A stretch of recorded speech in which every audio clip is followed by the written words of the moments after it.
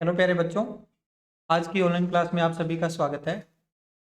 आज इस वीडियो में हम कक्षा 10वीं की गणित कार्यपुस्तिका के वर्कशीट नंबर 9 को हल करेंगे, जो अध्याय 4 द्विघात समीकरण पर आधारित है।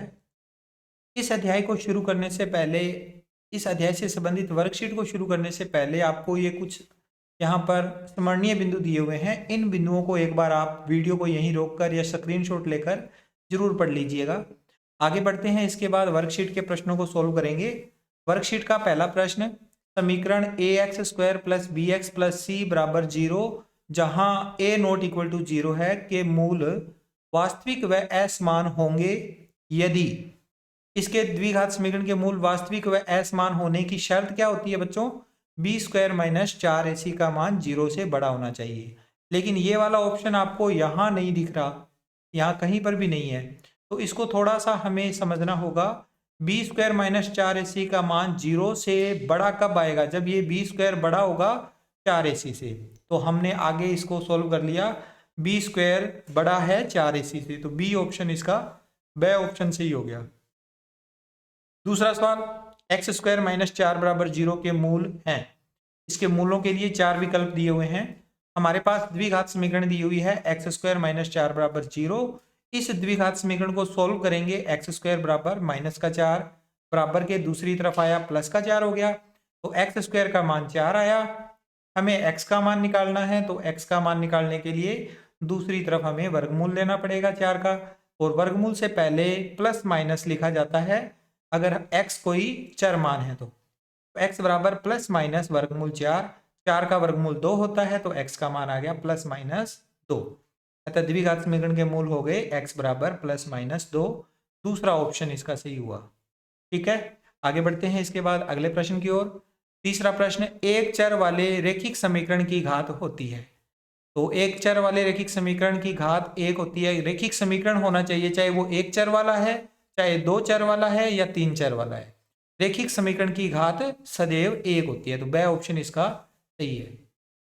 चौथा प्रश्न, द्विघात समीकरण 2x square minus x minus 6 बराबर 0 के मूल हैं।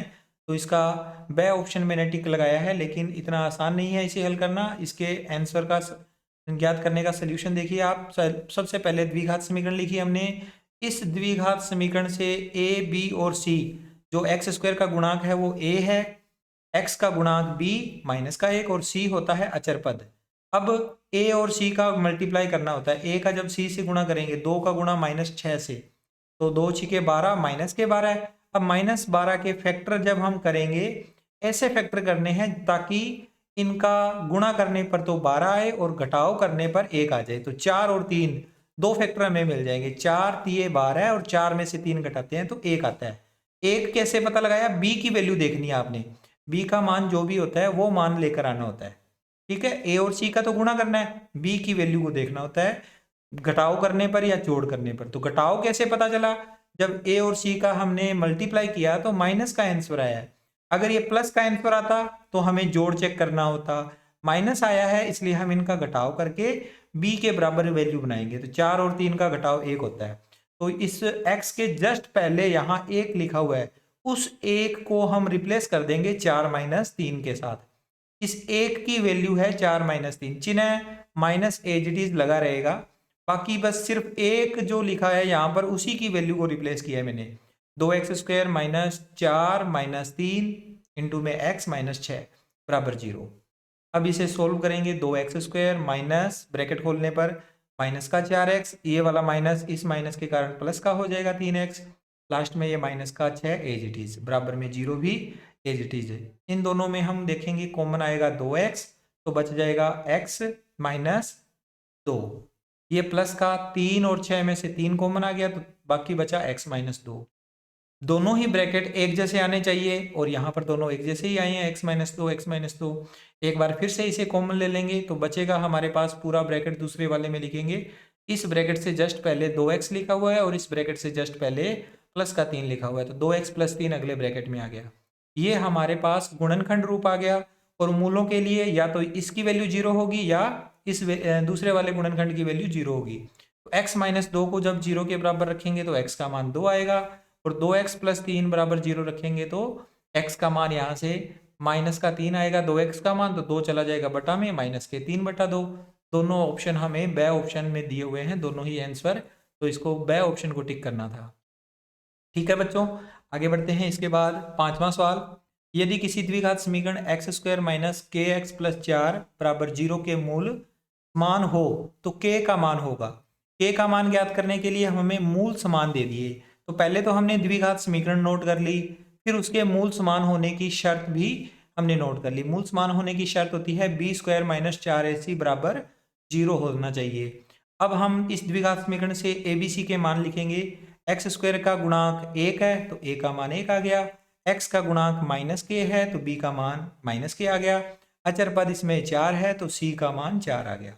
abc के मान यहाँ रखेंगे, पहले b का स्क्वायर यानी माइनस के का होल स्क्वायर, फिर माइनस 4 गुणा a का मान 1 और गुणा c का मान 4, माइनस के का स्क्वायर खोलेंगे तो के स्क्वायर माइनस आगे 4 एकम 4, 4 चौके 16, के स्क्वायर माइनस 16 बराबर 0, तो के स्क्वायर बराबर माइनस का 16 इस तरफ आके प्लस का 16 हो गया। के स्क्वायर का मान 16 है तो के का मान प्लस माइनस रूट 16 है, इधर का स्क्वायर हटते ही दूसरी तरफ अंडर रूट लग गया। 16 का वर्गमूल 4 होता है, इसके आगे प्लस और माइनस हमें लगाना है, तो के दोनों ही मान आ गए, प्लस का भी 4 आ गया, माइनस का भी 4 आ गया, लेकिन हमें यहाँ ऑप्शन में केवल प्लस का 4 दिया हुआ है, तो इसी को हमने टिक कर देना था।